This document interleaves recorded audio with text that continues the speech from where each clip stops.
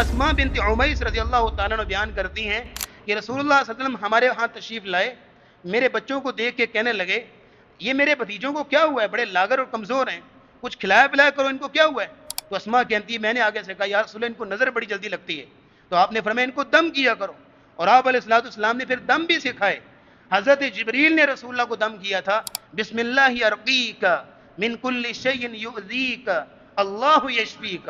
میں اللہ کے نام کے ساتھ آپ کو دم کرتا ہوں، ہر اس چیز کے شر سے جو آپ کو تکلیف دے رہی ہے، اللہ یشفیک، اللہ آپ کو شفا دیں گے۔ اور ایک دم جو رسول اکرم صلی اللہ علیہ وسلم حسن و حسین کو اکثر کیا کرتے تھے، آپ علیہ السلام دم کیا کرتے تھے، اعیذکما بکلمات اللہ التامہ من کل شیطان وہام ومن کل عین لامہ، میں اللہ رب العزت کی کلمات کی پناہ طلب کرتا ہوں اس چیز کے شر سے جو تجھے پہنچی ہے، اور میں ہر قسم کے شیطان سے، ہر قسم کی نظر بد سے تجھے دم کرتا ہوں۔ آپ اگر نظر بد سے بچنا چاہتے ہیں تو یہ اصول اپنا لیجیے۔ آپ نے فرمایا من رأى شيئا فأعجبه،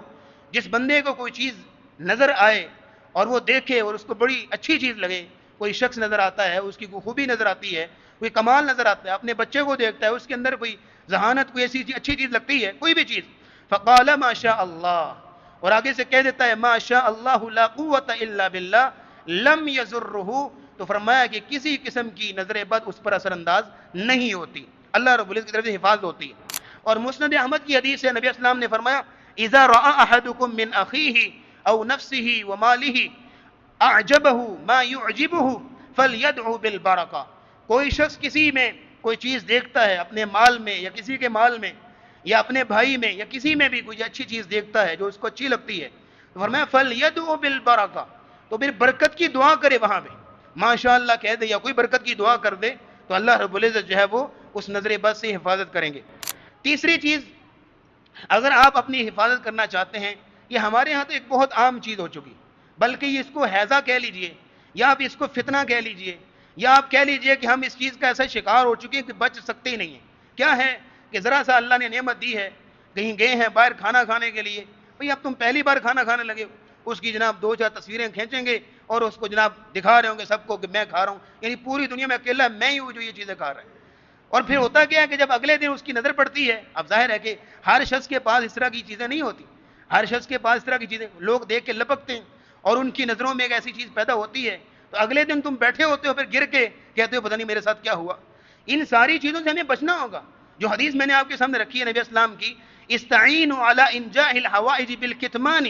فإن كل ذی نعمت محسود، لوگوں اپنے ارادوں کو بھی ابھی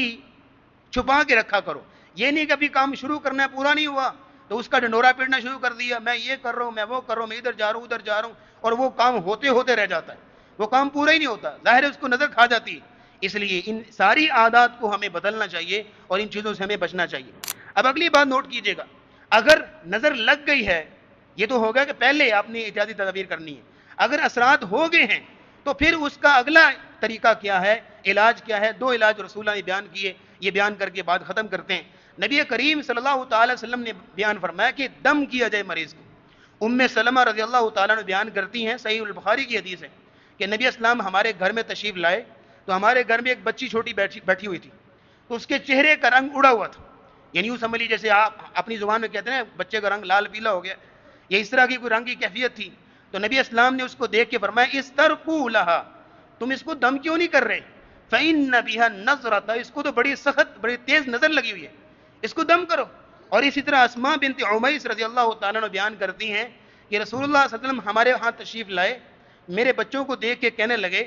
یہ میرے بھتیجوں کو کیا ہوا ہے، بڑے لاغر اور کمزور ہیں، کچھ کھلایا پلایا کرو، ان کو کیا ہوا ہے؟ تو اسماء کہتی ہے میں نے آگے سے کہا یا رسول اللہ ان کو نظر بڑی جلدی لگتی ہے، تو آپ نے فرمایا ان کو دم کیا کرو، اور آپ علیہ الصلوۃ والسلام نے پھر دم بھی سکھائے۔ حضرت جبریل نے رسول اللہ کو دم کیا تھا، بسم اللہ ارقیک من کل شیء یؤذیک اللہ یشفیک،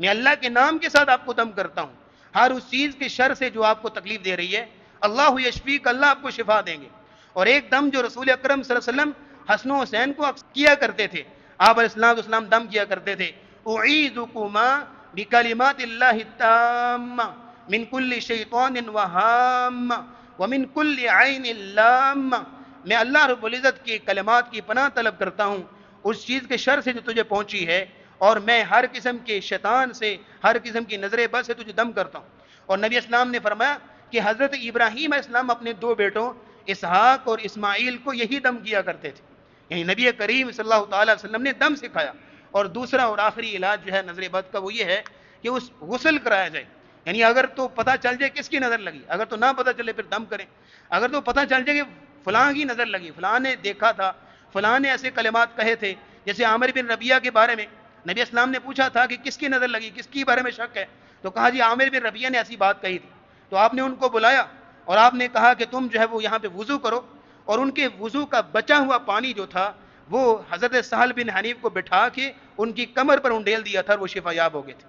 یعنی یہ رسول اکرم صلی اللہ علیہ وسلم نے طریقہ سکھایا، اگر تو پتہ چل جائے کس کی نظر ہے تو پھر یہ طریقہ، نہیں تو پھر دم تو لازمی ہے۔ یہ نبی کریم صلی اللہ تعالی وسلم نے رہنمائی دی ہے، آپ اسلام نے طریقے سکھائے ہیں۔ اللہ رب العزت ہماری حفاظت فرمائے اور ہمیں ان شرعی نصوص کو، شرعی رہنمائیوں کو اپنانے کی توفیق عطا فرمائے۔ وآخر دعوانا ان الحمد للہ رب العالمین۔